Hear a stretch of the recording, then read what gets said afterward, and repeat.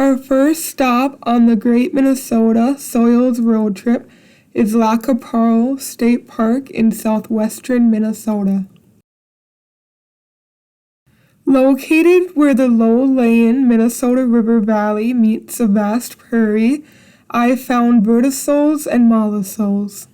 Vertisols are composed of high shrink-swell clays and are commonly found in areas that have floods and droughts.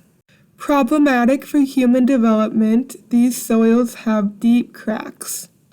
In Minnesota, vertisols are most commonly found in the Red River Valley and the Minnesota River Valley.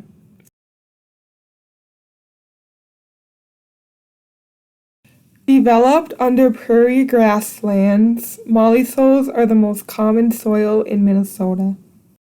Often appearing dark, crumbly, and loamy, mollisols are incredibly fertile. These soils dominate the southern and western parts of the state. Our second stop on the Great Minnesota Soils Road Trip is Sand Dunes State Forest in east central Minnesota. Found in floodplains and areas with recent geological activity and newly deposited sediments, entisols are quite rare in Minnesota. These soils have minimal horizon development and appear sandy or rocky with a light color. Entisols commonly support pioneer vegetation, and in forested regions in Minnesota, they support pine and birch trees. This is one of the biggest acorns I think I have ever seen. Our third stop on the Great Minnesota Road Trip is the SCSU campus where it meets the Beaver Island Trails. Found in dynamic landscapes such as river valleys, inceptisols are a young soil with some horizon development. Inceptisols have a fine texture and they are variable in color. In Minnesota, inceptisols are most common in areas with recent glacial erosion, such as the North Shore. Our final stop on the Great Minnesota Soils Road Trip is St. John's Abbey Arboretum in St. Joseph, Minnesota.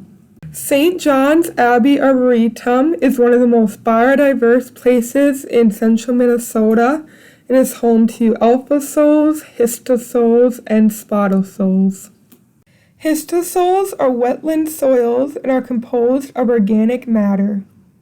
These soils support wetland plants, and in this area, they support the rare tamarack tree.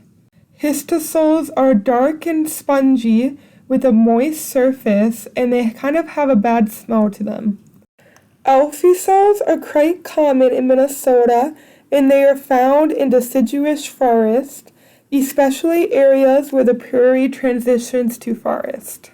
These soils have a brownish surface, and although they are less fertile than mollisols, they are still quite fertile. Spotosols are found in areas with coniferous forest, and they are very common in northern Minnesota.